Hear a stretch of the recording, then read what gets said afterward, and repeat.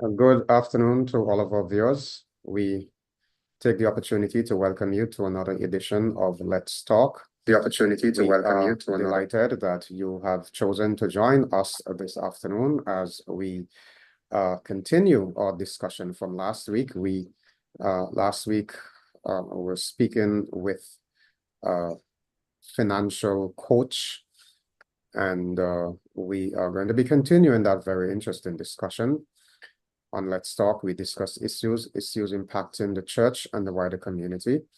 Before we go into our discussion anyhow, we want to invite you to have a word of prayer with us, shall we? Father, we thank you for the opportunity to come into the hearts and homes of all of our viewers around the world. We pray for your guidance, be with our guests today, and grant understanding and wisdom as we share. We thank you for hearing and answering. In the precious name of Jesus, we pray. Amen.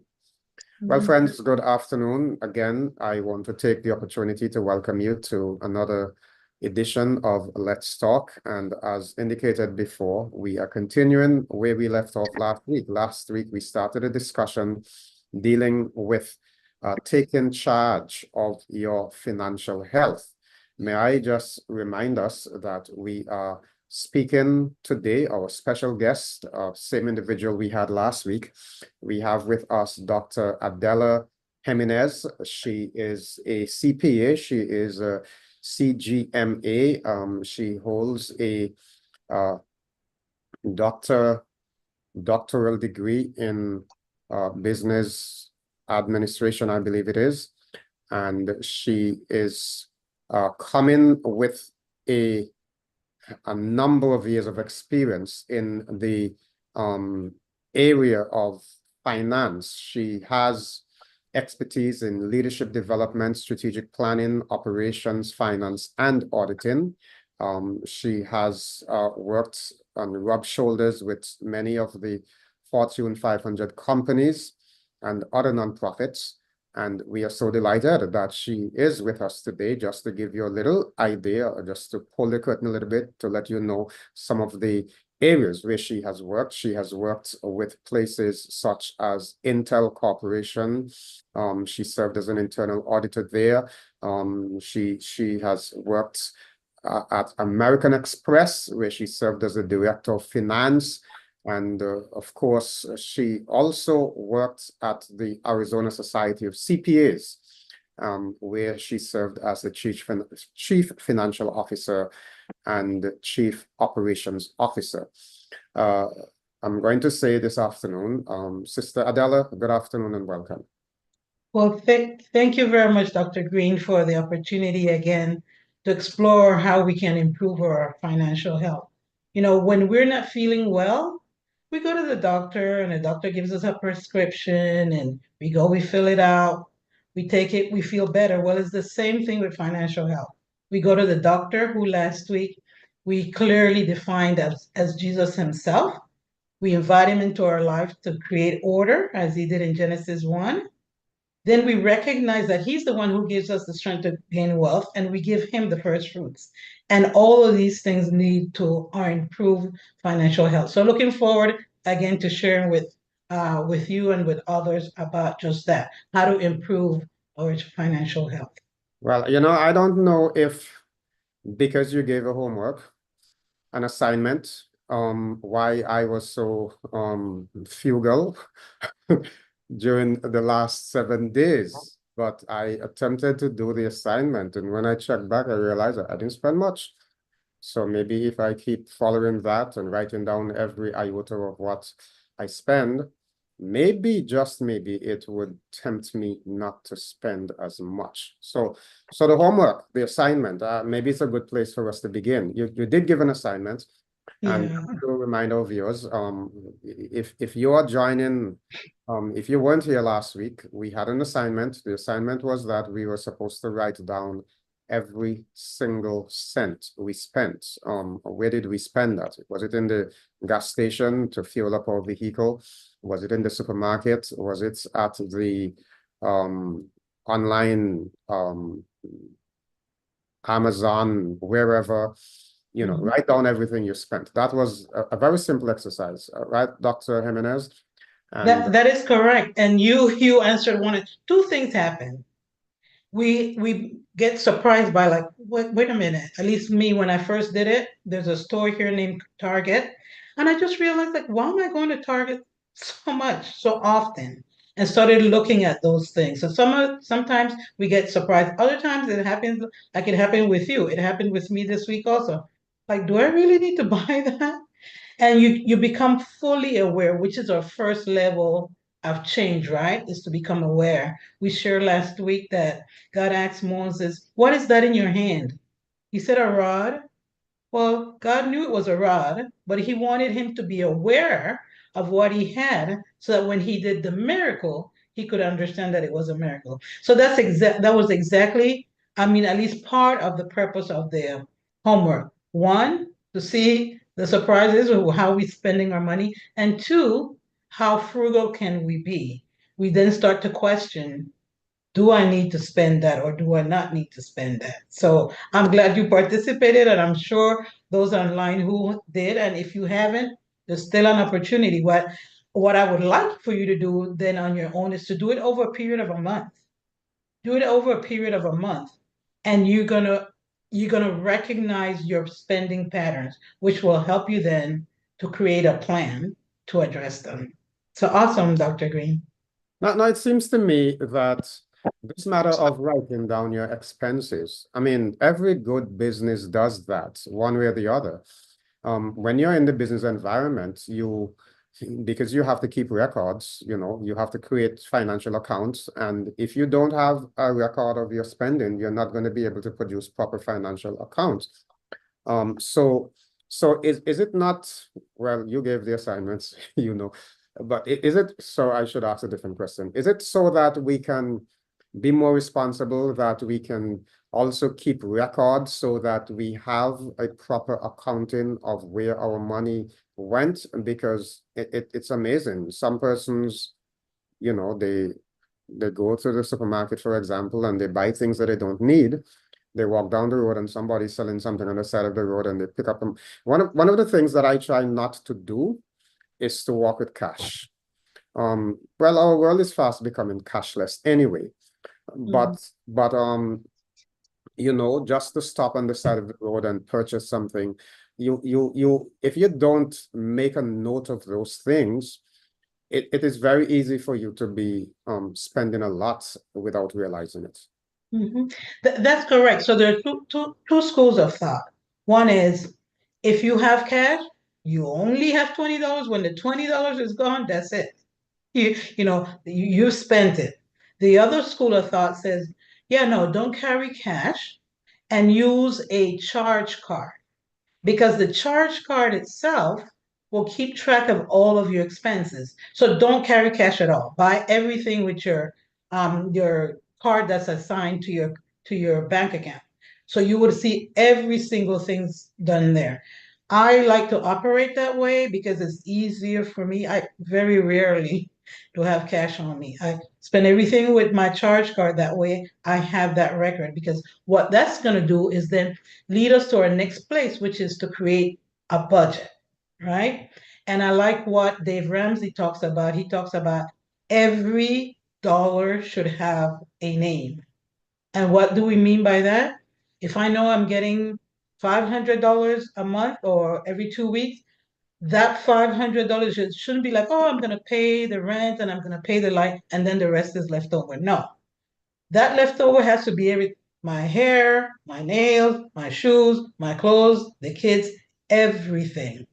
And the purpose for that is so that we can then, like you say, organize ourselves, get to the point where we have savings. So I'll say briefly, there are four basic, because people get uncomfortable with the word budget. No, it's a plan. I want you to think about it as a plan to become free, financially free, right?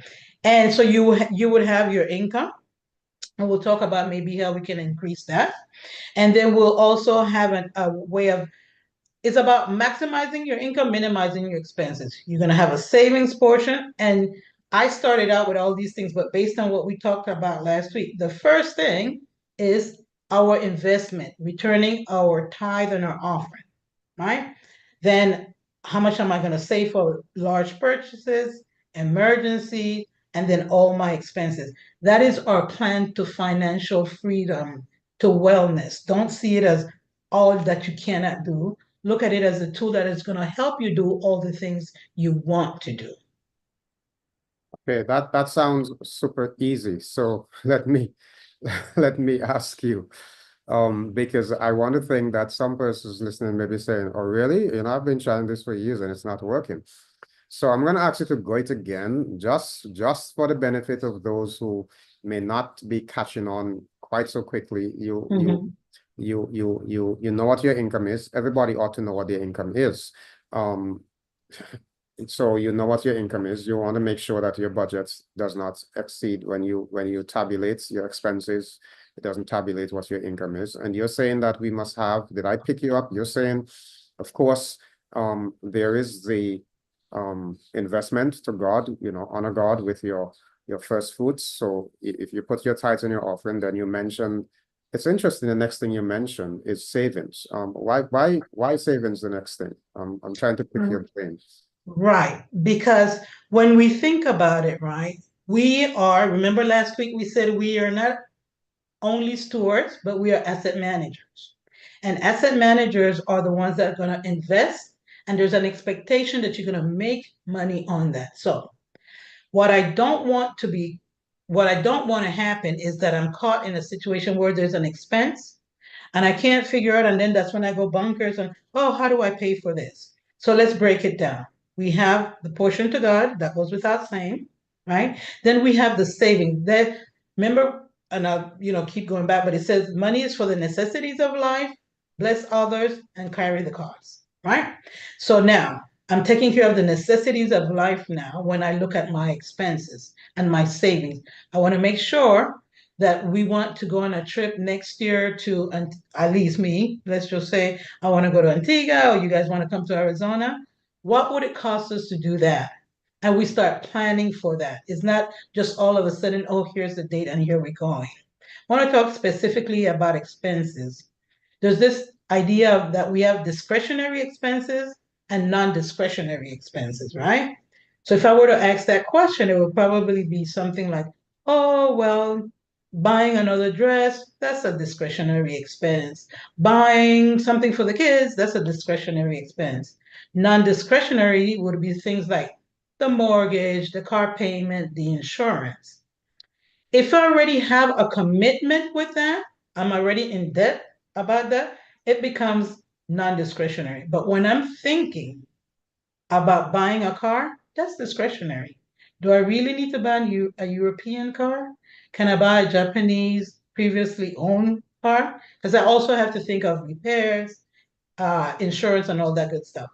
So that's how we look at it. We look at it again, this is going to give me the information to be free so that I could do all the other things I want to do. And I want to start by God first, then me, savings, so that when there's something happens with the car or something happens with the kid, there's money there. And then I want to look at how I've been spending my money. Okay, And one. yes, go ahead, All right, Dr. Green. you go right ahead.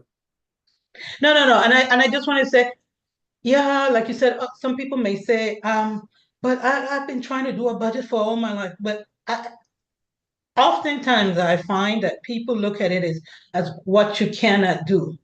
No, I want you to change, do a reframing of your thoughts in your head. This is about giving you the freedom to do all that you want to do. Therefore, I won't buy, this specific item today. I'll save that money for something else. Wonderful. I think very good counsel here. So um we so far understand the value of tabulating our spending. That's accountability is what I want to call it. And then we spoke to the matter of budgeting and making a plan. Now I want to get into something else, related to some extent to the matter of budgeting. Sometimes when people make a budget, it brings a certain reality that, hey, I have not been careful because, No wonder I'm in debt. I'm spending more than I'm earning. And when we have these things called charge cards, it's easy to spend more than we earn. But I'll come back to that in a while. But let me get to where I'm going here. Over the last few years, and especially after the COVID pandemic, food prices and the general cost of living have escalated in significant ways.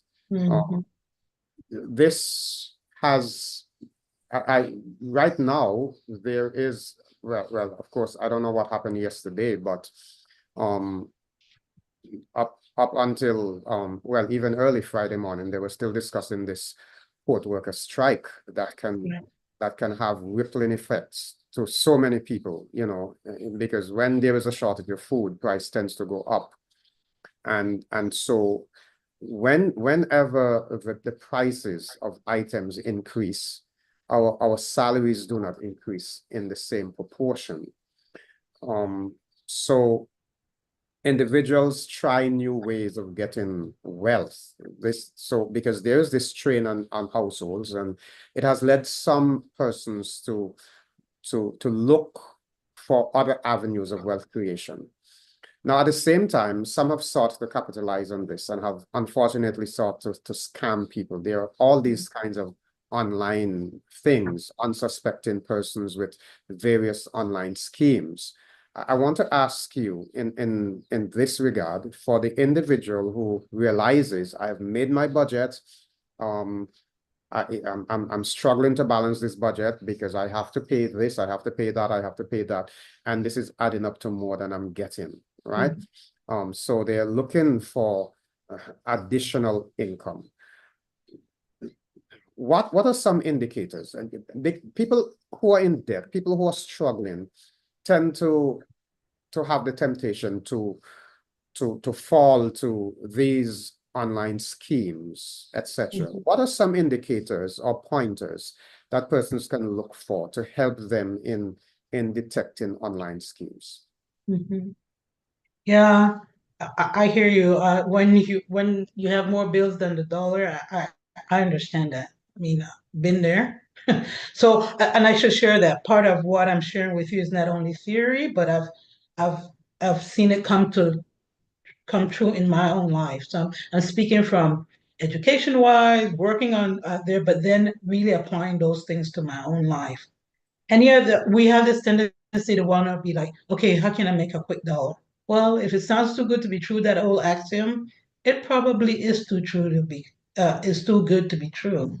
So I would ask us to remain skeptical and informed. Any deal that you're trying to get into and somebody gets agitated or annoyed because according to them, you're asking too many questions, then you need to step away, right? Not try to get into any kind of investment that you don't really understand what it's about.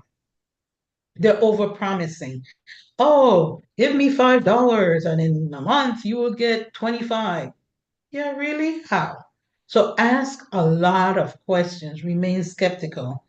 And oh, you have to get into this deal right now because if you don't get in right now, somebody else is going to get the deal. Anytime you're feeling those kinds of things, anytime anytime you're hearing those kinds of things, it usually means you should pump the brakes. Just pump the brakes a little and take time to understand what's going on. Online you have the little padlock by the website. Make sure there's one of those. Make sure that if stuff is misspelled, like we do misspelling and all that good stuff, but anytime it's anything related to money and something is misspelled, those are little signs for why you should step back. When they're asking you for information, right? Especially financial information. My dad, we've worked with him, he's in his 80s, late 80s. And it's like, if anybody call and say, oh, Adela call or Hilma, that's my sister call, and they said this or the other, we've kind of walked them through, ask question, and hang up. Because if it's something real, they'll call back again. So these are kinds of things that we should read. The main thing is to remain curious and ask questions. And if they can't answer the questions, well, they get annoyed. or there's misspelling on the website, or there's this sense of urgency, I would suggest you pump the brakes. One of the things that amazes me is, somebody would call and Mm-hmm. say, listen, you just won this thing, and all you have to do to get the money is to send so much money. If you have so much money for me, why do I have to pay to get it? Correct. Deduct it. And so I think people need to be wise, but when you're in a tight hole, it Mind. almost sounds like, oh, this is the answer to my prayer. Yeah. Or the other thing too is you got this set of pots. Just pay for the shipment and then we'll send it to you. Well, what happens? They already have your charge card or credit card information, right? For the shipment. And then you never get the stuff, or when you get it, is this size as opposed to what they sent in the photo. I'm gonna reach over here for my plug because I didn't plug in my computer. So keep That's going. that's fine, not a problem, because Uh-huh.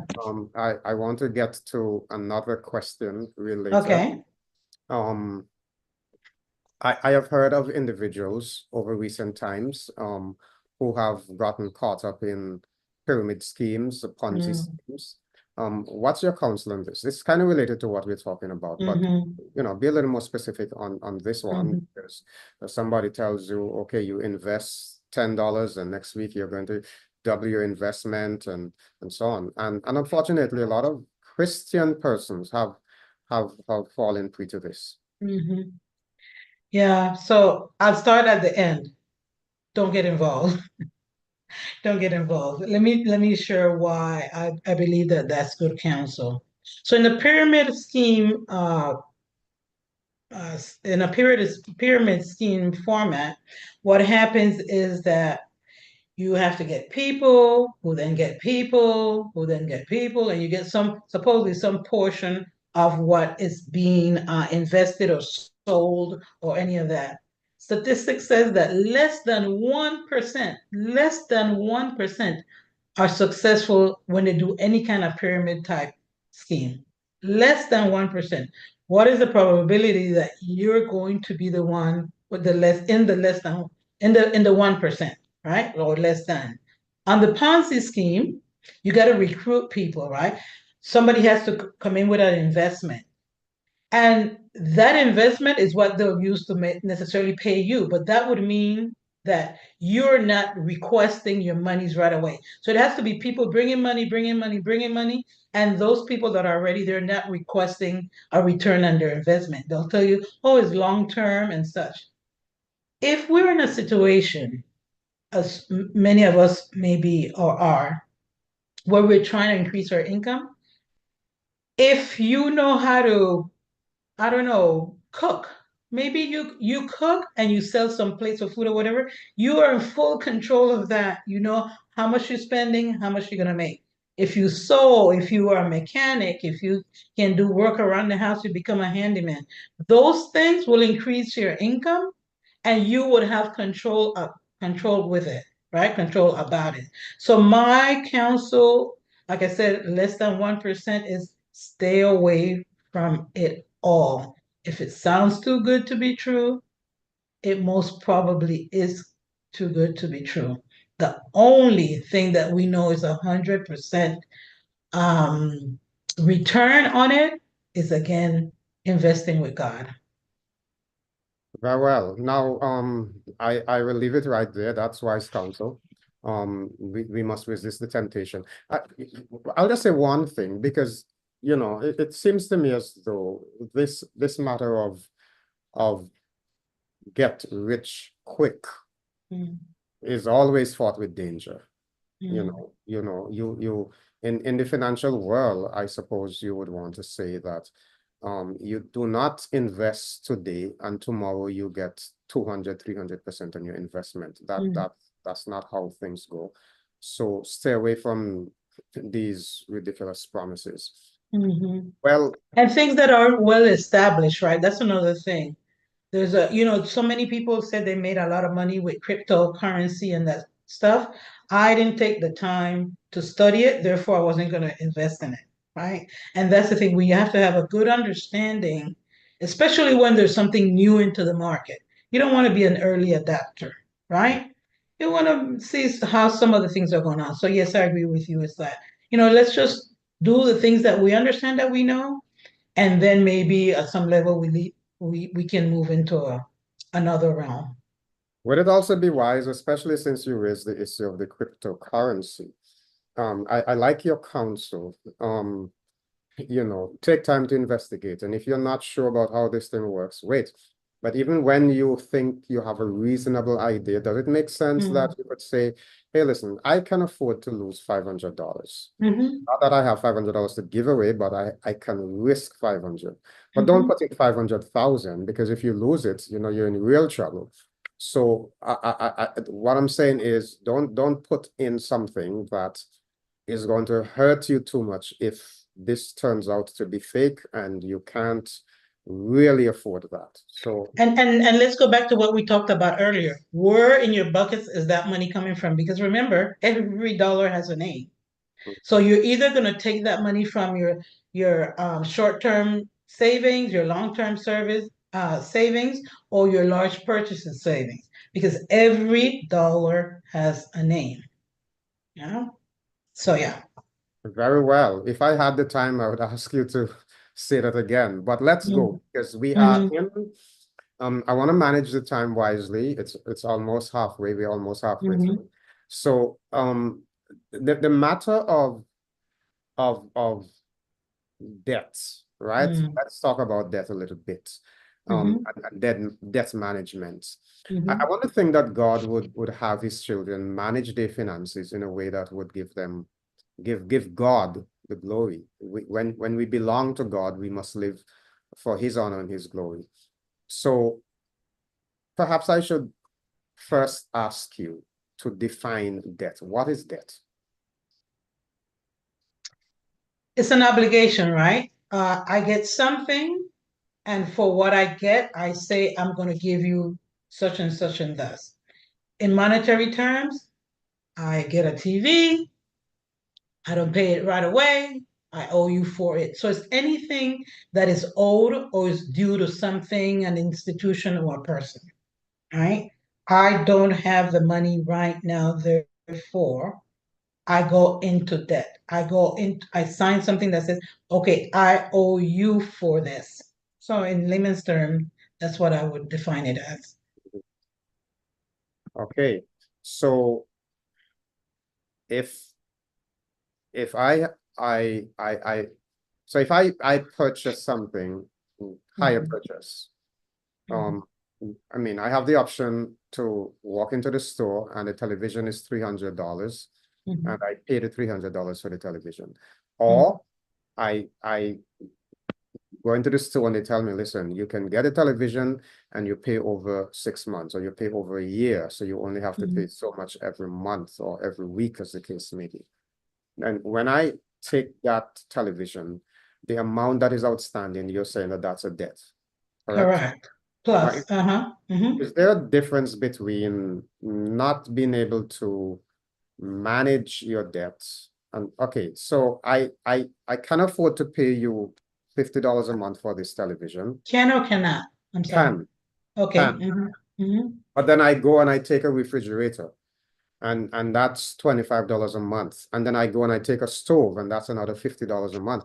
And then pretty soon I realize, hey, listen, I can't take care of all of my obligations. What's the difference between being able to be in a position where you can take care and when you can't take care? Okay. So I thank you. That is correct. I don't know. Over here, they have this thing about buy now, pay later. Mm-hmm. You can get the TV. You don't have to pay anything for 6 months, and then at the end of the 6 months, you start making payments or you pay it off. Right? What's happening during those 6 months though is that they're charging interest. So at the end of the 6 months, if you don't have the money to pay it off, not only do you owe $300 for the TV, but you owe $450, right? Because that has been accumulated. So I like to think about it in the terms of if I can pay something within a month, then I don't need to go into debt for it. But if it's 6 months or more, yes, it makes sense that I would go into debt now. And I'll repeat this, Dr. Greene. That's why we need to have our different buckets because, like you said, I get the TV, it's $25. But I'm not writing these things down. Where's that money coming from? Because every dollar that I made already have a name. So if there was a dollar in there that said eating out once a week with the family, and that was whatever that was, $25. And now I want to get this TV. Well, guess what, family? We don't eat out anymore, and we changed the name of those dollars from eating out to paying for the TV. Right? So we have to be like really cognizant and aware of what we're doing. There are some things that we're going to have to get in debt for, right? Well, that you would think that you have to go into debt for. At least here in the US, they say about 50% of the population have credit card debt. What does that do? We talked about it last week. It makes us get into this frantic space of, oh, I have to make money to be able to pay for these bills. We have to avoid those pitfalls because Dr. Greene and his lovely wife were able to buy, I don't know, a car. That doesn't mean that Sister Adela can afford the car. Thank thank you to Brother Greene and Sister Greene for that. Let's avoid those pitfalls. The buy now, pay later. That's another one of those pitfalls. Some of us are drawn in to all these different passions. They say, oh, if you're working for your passion, you'll never work again. Well, make sure your passion can pay bills. Because if your passion can't pay bills, don't take it with you. If I'm a musician and I love music, am I really going to be able to take care of a family with that income? I may become a music teacher, which means that I'm always in that realm or with some kind of symphony or something. But let's think about our passion. So that's what I would say. We really have to determine a need and a want. God says He will give us our needs and our wants, actually.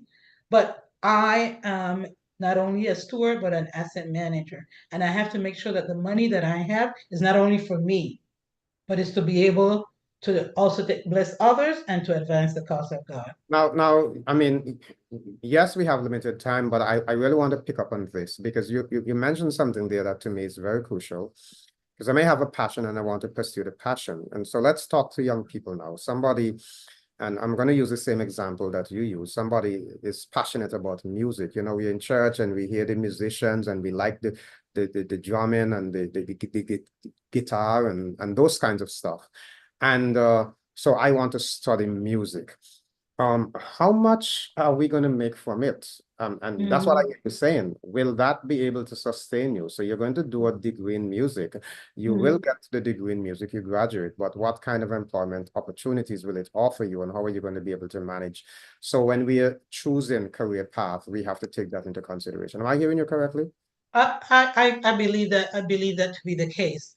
And again, we have to allow, again, because remember, this whole thing is me partnering with God, right? That He has ways that we can't have not even thought of.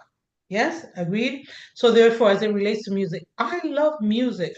I can't wait to get to heaven so I can sing because I can't sing over here. So I can't wait to get to heaven to sing, right? So I love music. But okay, what kind of lifestyle or where can I go? Can I open my own conservatory? Am I going to teach classes? Like all this investigation, we really need to pay attention to that. Now, I can study music as my second degree or a degree, but I also have to be thinking that at some point I would want to get married, I would want to have kids, I would want to have the house, the car, and is that going to be a career that is going to facilitate those things so that I can take care of my necessities, but also do the other two things. Very well. Now, let me move right on from that because you mentioned a couple of things that I want to follow up on to some extent. You served as the director of finance for American Express. I see a comment in the chat. Let me read you the comment and then ask the question because the comment says when you were talking about I mentioned I don't walk around with a lot of money in my wallet. And you said, the two schools of thought, you can put a $20 and say, when the $20 is finished, that's it. Or you can use your card and it keeps a record automatically. Well, somebody commented,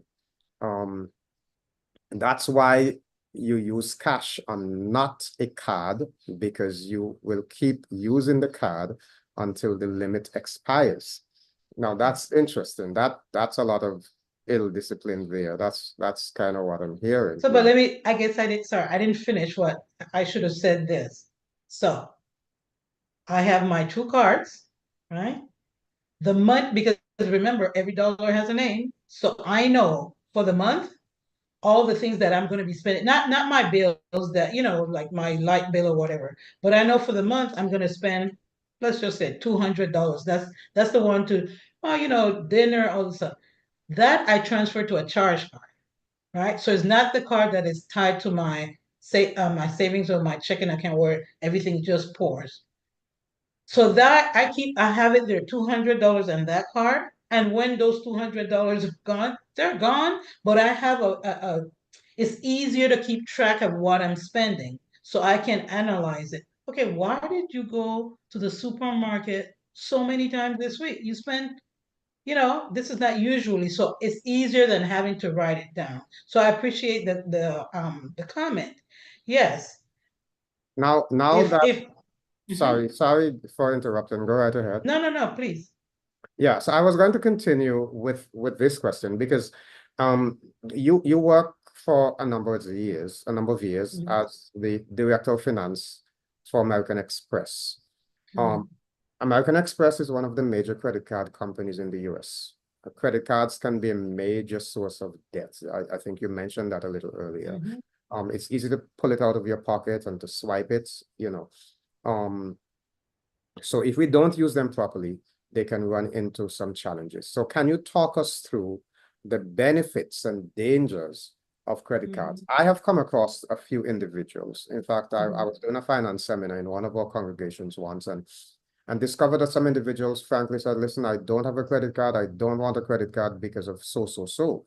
But I have discovered that if I don't have a credit card, there are lots of things I cannot do. I went to rent a car one day, I traveled, and they said, if you don't have a credit card, you have to deposit 3,500 US. Where am I going to get 3,500 US to deposit? Because I want a rental for a day, so there's a good way and there's a bad way. There are advantages, there are disadvantages. As somebody who has worked in the industry, can you talk us Mhm. through some of the Mhm. pros and cons? Right.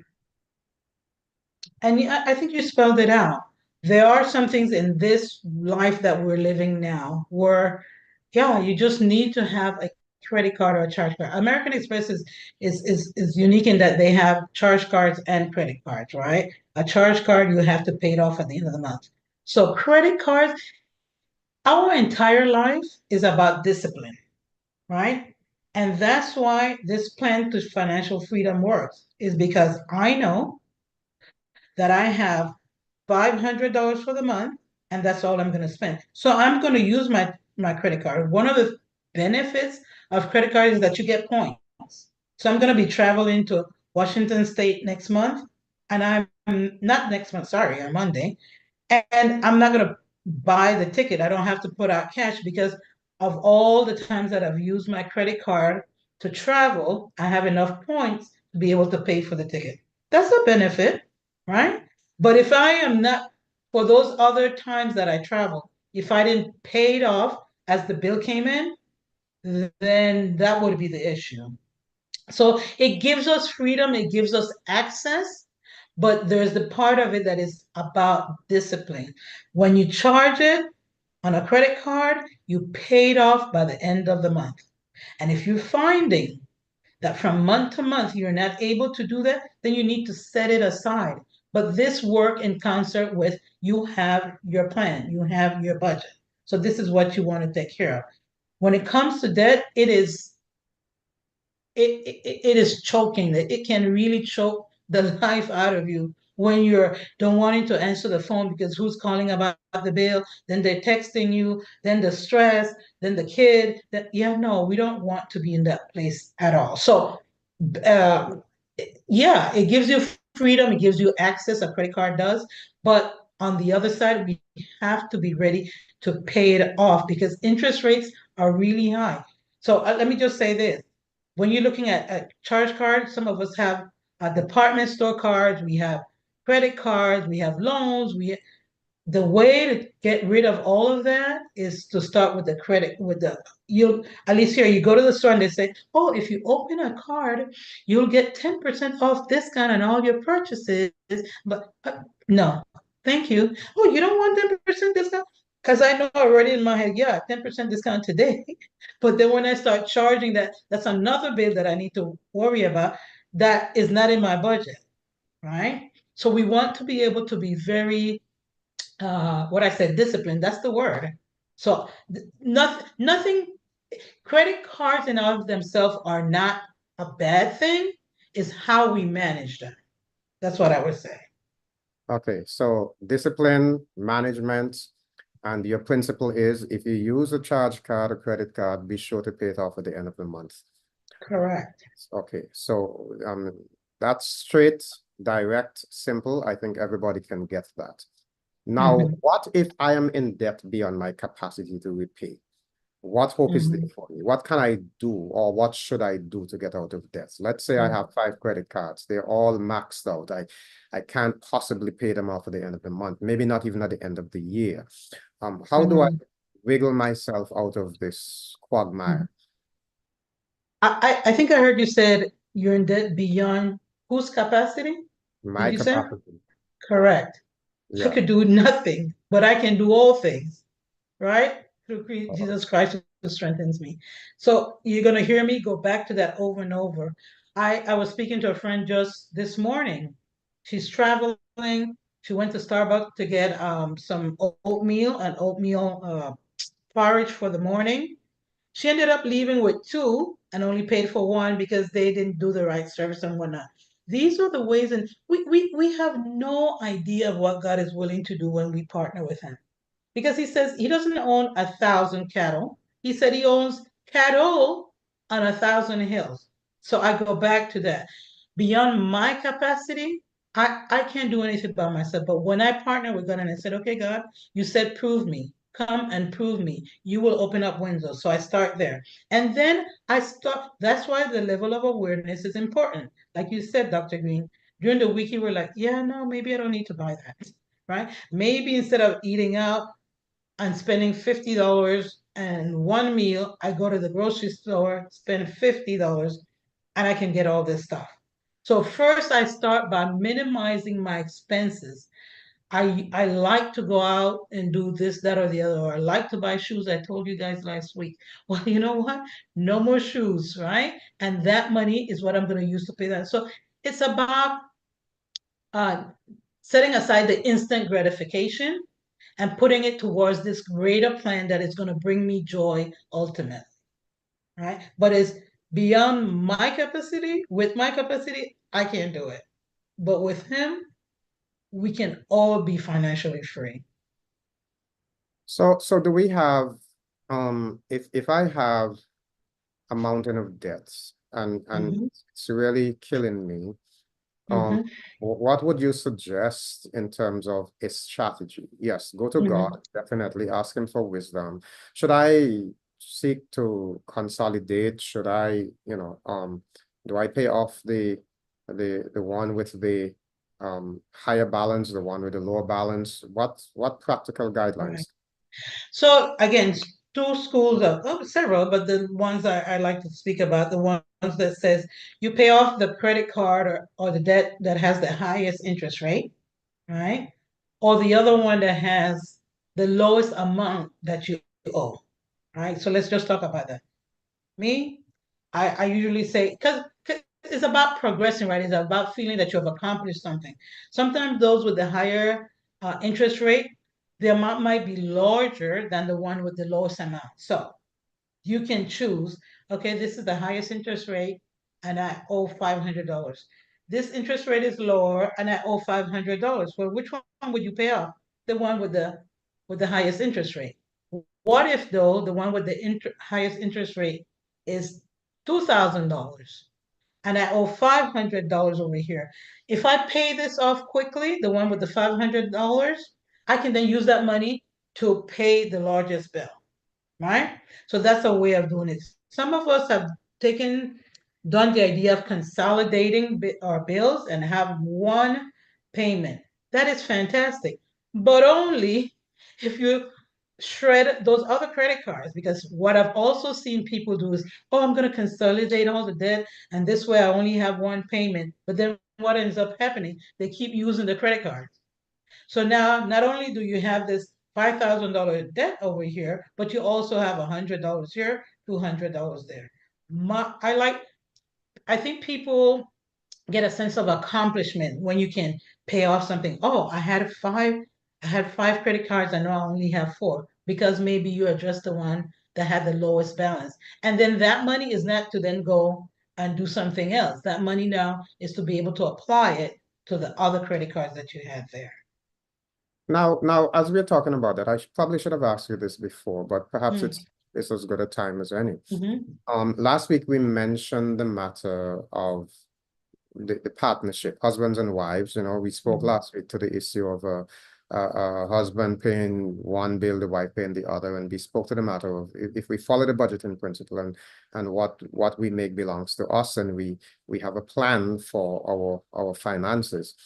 But the matter of debt management too, because if my wife likes to spend, or if I like to spend on a particular item, let's say I am into gaming. Let's say I'm Mhm. not, but let's say I am into gaming and I am buying all these gaming consoles, etc., and wasting money that way, then that becomes a problem, not just for me, but for my spouse likewise.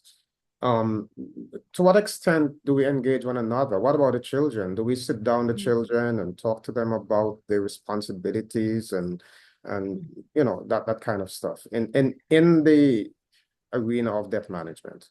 Yeah, yeah, for sure. So what part of what we shared last week is that, yeah, it's a unit, right? It us coming together and deciding this is how we're going to pay the bills. What we also, if we didn't share, we should have shared, is that we're both working, so we both should have some money for ourselves, right? That should be part of the budget.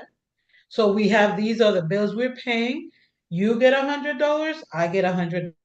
Now, how I choose to spend $100, please, I do not want it, that is my $100 to spend as I wish. If I want to spend it in gaming console, well, I need to understand what's doing for the kids. But I think that's part of the thing. It's not only about we putting the money together to pay bills. No, we're also putting the money together so that you can have an allowance and I can have an allowance. I shared last week that I don't necessarily, subscribe to the kids having allowance for doing stuff around the house. That's just part of the community. But as adults who are going to work and such, I think, yeah. So you have $200, I have $200. I get to spend it however I want to spend it. You get to spend it however you want to spend it. We need to sit with our kids and talk about finances, right? This is how this works. Get them savings account, get them their little job right from the very beginning. You return in you got $1, 10 cents for tithe, 5 cents for offering. We get them in that mindset. Just like Jesus said to Peter, once you're converted, go strengthen your brethren. That's exactly what we do. We do it with our kids, we do it with our families, we do it with our friends. So, yes, Pastor Greene, I believe as part of this budgeting process, that isn't about denying ourselves. There is a dollar in there that says wife's allowance, husband's allowance. Now, if you are just joining us, friends, we are talking with Dr.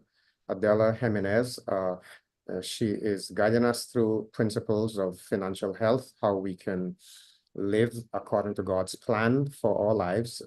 Financial health is the concept that just like when a person is physically sick, they go to the doctor and they follow the directions. They not just go to the doctor, but they're willing to discipline themselves to eat right, to get healthy and to live healthy. And we say that the biblical principle is that God wants us to live healthy lives, not just physically healthy lives, but also emotionally healthy lives, also financially healthy lives. And when we are not financially well, it puts us under stress, and that stress retards our development or effectiveness for God. So we're talking with Dr. Jimenez about financial health. And I want to ask her this next question because we have about 8 more minutes. Mhm. we are talking about death. The biblical counsel is that we should owe no man anything except the continuing debt of love. So how do I balance this with knowing when to purchase an item on credit or with cash, or when to purchase, when I say on credit, of course, on terms. What principle should I use to determine if it is wise to borrow or not? Can I expect the average person to build a house? I mean, I can't. I know that there are some things. This is what I'm saying here is that I know that there are some things that you need to get a loan. You can't.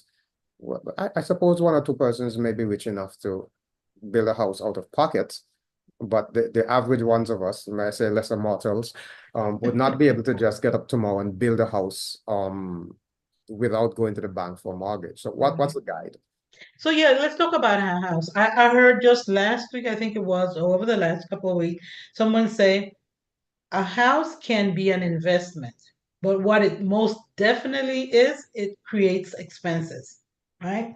And we want to have this idea like, oh, I want to own my house because that's what we do. Well, can I afford it, right? Because when I rent a house, if anything, the AC breaks or the plumbing, there's a problem or whatever, somebody else has to take care of that.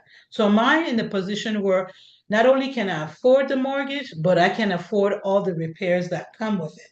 So yeah, we would go ahead and we would borrow for a house. I came across a stat that said 40% of Americans live without a mortgage. And I was like, 40%? That seems like a high number. So that got me all curious, like, okay, how does that happen? And what do? Then you start planning to pay off that mortgage.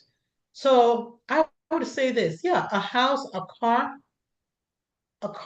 but do I need to get, again, a European car? Can I get a Japanese car, a Korean car, an American car? We're going to have to go in debt for certain things. But again, it is not somebody said to me, I should have been able to have this, live this life. I'm not, okay, but did you plan for it? Did you prepare for it? Did you do your budgeting? Did you do your savings? So yes, I'll have to go get a loan for a house, but does it have to be a 5 bedroom house when it's just me and one child so that I can have it so that when my family comes to visit once a year, they'll have somewhere to stay. We think in those terms. So I'm paying this mortgage over 15, 20 years so that when somebody comes to visit me, possibly they can have a room to stay. Well, yeah, no. So these are the things that I like for us to sit down and really think about. What is our impetus of making these decisions? Yeah, we would have a mortgage, but do we have to keep it for 30 years? No, maybe we can pay it off in 15 years instead. I like to talk to the young people. I find when you are young, it's perhaps the better time to make sound financial decisions. Because a little bit over a long period of time is a whole lot more than plenty over a short period of time. So if you're living at home, you're not married, let's say, and you're living at home, delay moving out and getting your own house, because then you're saving rent expenses, you're saving mortgage, etc. Until you're in a position, those little things can go a long way, right? I mean, Those are we're so in a rush to be an adult. I remember so in a rush to be an adult, and what we're not thinking is that, with all those things comes all these bills. As parents, I hear kids, they're moving out, they don't even know how to use the washing machine. Oh, you have to pay the light bill? Like, nobody should feel that they're ready to go on their own and they don't even understand what our living expenses are. And why? Because as parents, we didn't introduce them to that because we didn't want them to have the burden that we have. It doesn't have to be a burden. It doesn't have to be a conversation of lack. It could be a conversation of preparation for the future. So I agree with you. Like, sit down, have these conversations with the kids. Let them understand these are the bills. Show them the bill. This is how it's paid, so that they can be in better position as they leave the home. well, Dr. Jimenez, this final question, I know this can take a long time, but we only have about 4 more minutes. So there is something that I see that concerns me a lot. people come to the end of their work life and they have no means of support, so that they I suppose all of us get to the point where we can not work any longer, something called retirement. And when I retire and I can get an income, because I didn't plan for it, then it becomes a challenge. In some places there is Social Security, but what do I need to consider in preparation for retirement? And I'll go back to remember, our plan is for financial freedom, right? That budget. When we were saving for long term, there was a bucket in there that was short term savings, and there's another one long term savings. That long term savings can be towards my retirement, right? Some of us, like you say, have Social Security. There's that. I mentioned that earlier, increasing our income capabilities by, some skill that I have. I may retire from the men's job, like from the main job, but I would still have that as an ancillary income, an additional income where I am sewing or fixing cars or whatever that may be, right? So those are things that I have control over. I don't know specifically in your area, Dr. Greene, if you have any. I mean, we have 401k plans and whatnot over here, but I'm not sure in that area. But just specifically me, I've been saving during my work life because I had that large long-term spending, and then I've created some additional income on the side. So we want individuals, and again, if a person is 65 listening to this conversation, it's probably too late to say to that individual, you should be putting aside something for your retirement. I mean, they are almost at retirement age at that point. But for the person who is 30 or 35 listening, if you start a long-term savings plan, and then in a minute, there is a difference between savings and investments. Can you talk to that a little bit? I mean, again, all of this is in the context of financial health and how God wants us to live. Because last week we mentioned the passage of scripture that says, if you do not provide for your household, you're worse than an infidel. Of course. So we have a responsibility, a spiritual responsibility to plan well financially. So could you just quickly, savings is based on my income. Based on my income, I set aside certain amount of money. Investment is I take that money. So maybe I'm saving, let's just say I set aside $20.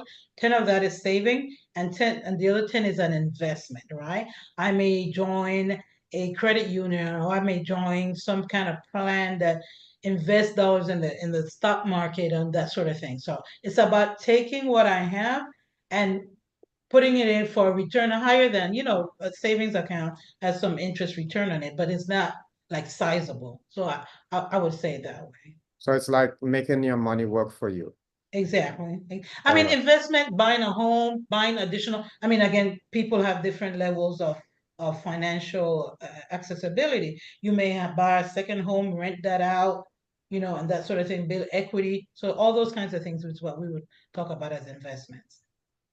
Yeah, so we need to. I'm thinking it's also wise to look at the life expectancy, because if life expectancy is 65, then I know I'm thinking about retiring at 60 or 65, then I die. But if life expectancy is 90, and as a Christian with good health principles, I expect to live longer than the average population, I have to consider how many years am I likely to be alive. Of course, nobody knows when death is going to come, but I need to consider how many years I am likely to be alive after formal retirement. I like your idea about one can retire formally, but still has things to do to provide income. If you are into counseling, if you're into, and for some businesses, you said,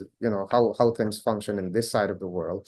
If you're working for a government organization, they have a specified retirement age, so that when you reach a certain age, you don't have a choice, you have to retire. So if an individual is working for the government in Antigua, when that person reaches, it might be, no, they just moved it to 65. When that person reaches 65, that's it. They have to retire. Some of the countries in the Caribbean, it is still as low as 60. So when you reach 60, you have to retire. Now, private companies tend to go a little older, but in some instances, in a lot of instances, when you reach that retirement age, you don't have a choice. You have to retire. But then people are self-employed. There's some other companies that you do not have to retire at the retirement age. But I think it is important that people take these things into consideration and know, if I have to retire at age X, whether it be 65 or 70, and I am likely to live for another 20, 30 years, I should be able to make provision to live comfortably on whatever income from Social Security, from whatever pension plan the company may have, etc. Okay.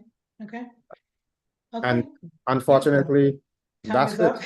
Time Yeah, and I just would like to just leave with the same prayer that John left. Beloved, I pray that all may go well with you, and that you may prosper and be in good health, including financial health. Right, as your soul prospers. Thank you very much, Dr. Greene, for the opportunity of worshiping with all of us in this format.